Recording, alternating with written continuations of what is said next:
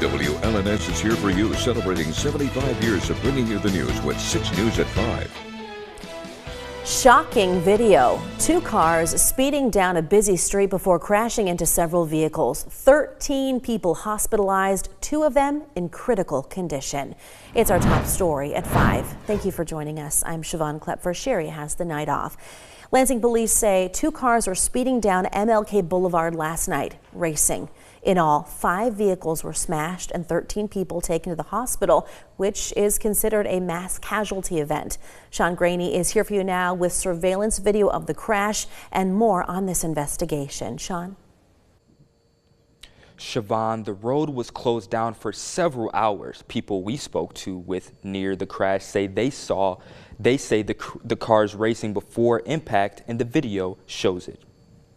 According to Lansing, police officers responded to a multi-vehicle crash near the area of South King Street near Mary Avenue, and nearby business surveillance footage shows 2 vehicles were traveling southbound at a high speed when they crashed into a vehicle making a legal turn on Pierce Road.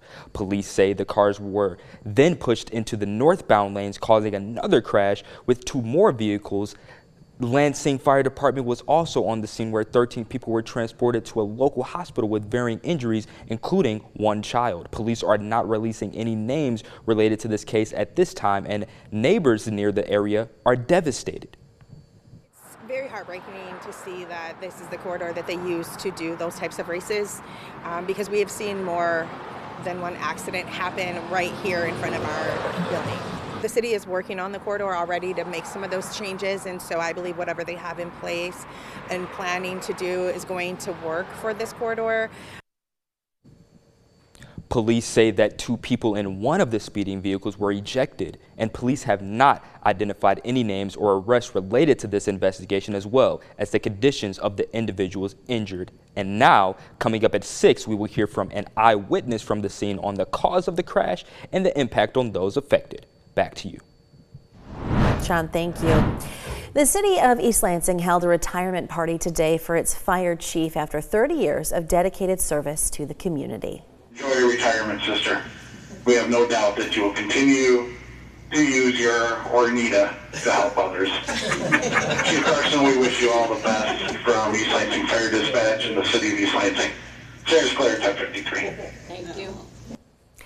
Dawn Carson's career started in 1994 as a firefighter and paramedic. She rose through the ranks, serving as lieutenant, captain, and deputy chief before becoming the city's first ever female fire chief in 2021. The East Lansing Fire Department invited the community to Fire Station 1 today to celebrate Chief Carson's career and her retirement. Worked with a great group of people, and I've had a good career, and it's just time to pass the torch and go on to something new. And today she celebrated with friends, family, and of course co-workers. As the first female chief, she said it was an honor to make history. April is National Donate Life Month, and University of Michigan Health Sparrow held a special ceremony to give families a chance to reflect, remember, and celebrate the legacy of organ and tissue donors. They said donating is carrying on a legacy and a promise to the families of those who had to make the hard decision. To honor the families, they received a white rose to symbolize everlasting love for their loved ones and new beginnings as well. They also unveiled the memorial tree, which has the names of the donors on the leaves. Every day I'm reminded of how fortunate I am and blessed that someone gave me that ultimate gift. The importance of the legacy of their loved one didn't end on the day that they donated organs. Now we know that this is a human life who has offered the biggest donation and the biggest gift we could ever give anybody. And we spoke with many people at the event, and they gave us the same response. They said, "Thank you for giving the gift of life to another." Around 250,000 mourners walked through St. Peter's Basilica over the last 3 days to pay their last respects to Pope Francis. He is lying in state in a simple wooden coffin. Tony Aiello is here for you tonight with more on the final preparations for the Pope's funeral. Security guards closed the lines to St. Peter's Square Friday, marking the end of 3 days of public viewing for Pope Francis. The focus now shifts to the late pontiff's funeral and burial Saturday morning.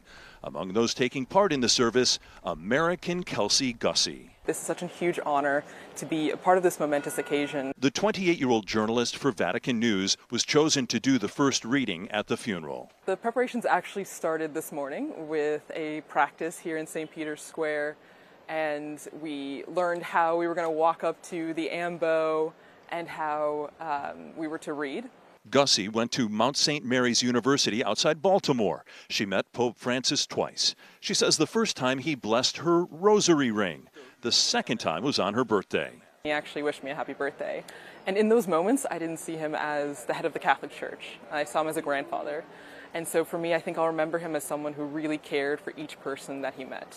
Gussie told me it's a little overwhelming to think she'll be sharing a platform with so many dignitaries from around the world, including Prince William and President Trump, who had nice things to say about the Pope as he left for Rome. I thought he was a fantastic kind of a guy.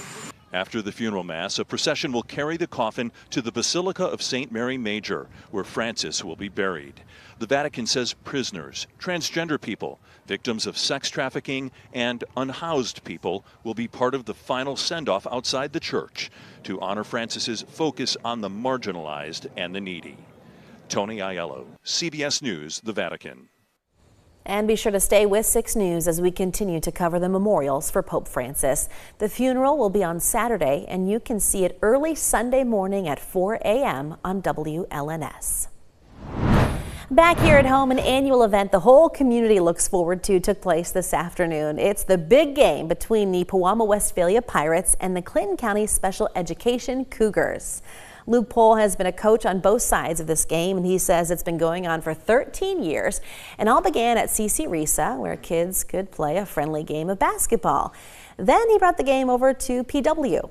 It seems to grow every single year, and it has transformed into a tradition the community knows and loves. Pohl says the game isn't about winning or losing. It's about forming a connection with those in your community.